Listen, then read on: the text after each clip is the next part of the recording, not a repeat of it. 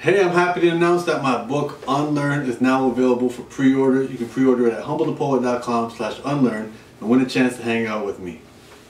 I got 10 years to fill a stadium, but only 2 minutes to fill your cranium. Humble the Poet, signing in.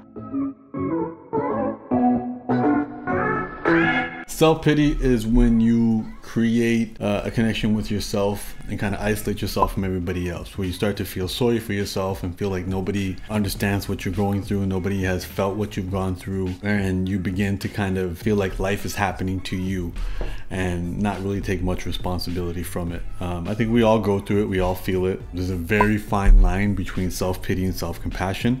I think we just have to kind of realize that we all have a need to feel connected. Self-pity is just one of the easiest, simplest, quickest, convenient ways of creating a connection, because you're creating that connection with yourself.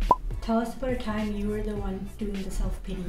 So we're doing this email campaign, we're reaching out to these people, and I messed up on the script, and a vast majority of people got an email with not all the right information. So for a solid 5 minutes, I was just like, oh man, it took me months to build that list, it took me months to reach out to these people, and it's all gone. It's all gone to shit. Like, what a waste of time. And that's what self-pity is. Like, oh, it was all a waste of time. It was all this. And then slowly a voice creeps in my head being like, well, why did things get messed up?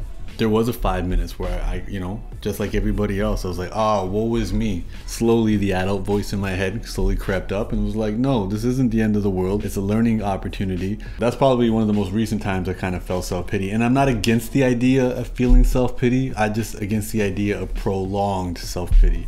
What are the further implications of thinking this way?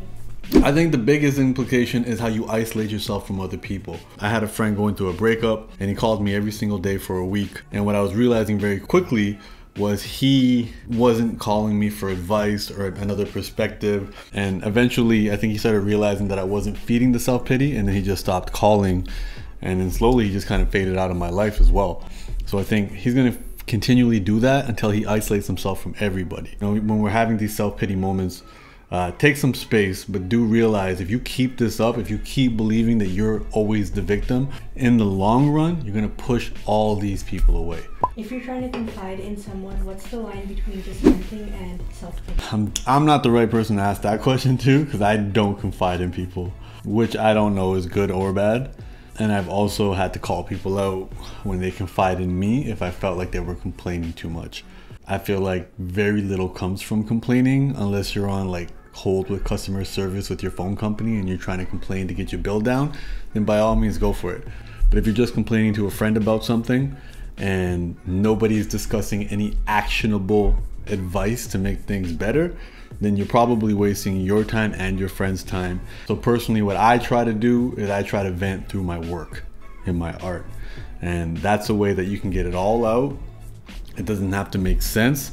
And as well as you can, say and do whatever you want. It's your art. You don't have to share it with the world. You just do it for yourself. How can people who always feel bad for themselves recognize what they're doing?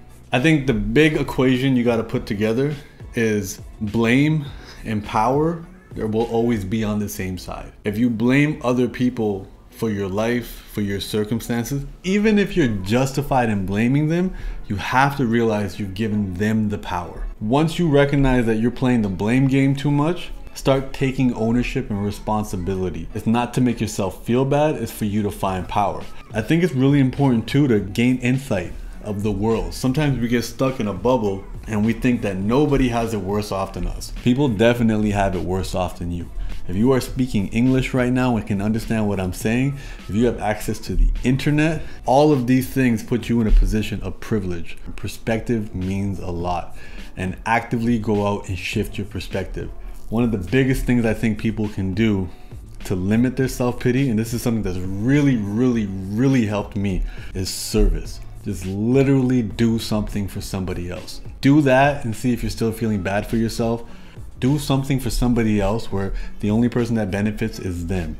And through service, I think we find a lot more perspective. We feel better about ourselves, and we empower ourselves to not only help other people, but to help ourselves when we hit challenges. Thank you so much for watching. As always, please leave a comment and make sure you hit that little bell for the notifications so you know when my next video drops. Also, my book is available for pre-order, Unlearn. humblethepoet.com/unlearn. You're entered into a contest for a chance to hang out with me. Share this video with people that matter and people that don't. Much love.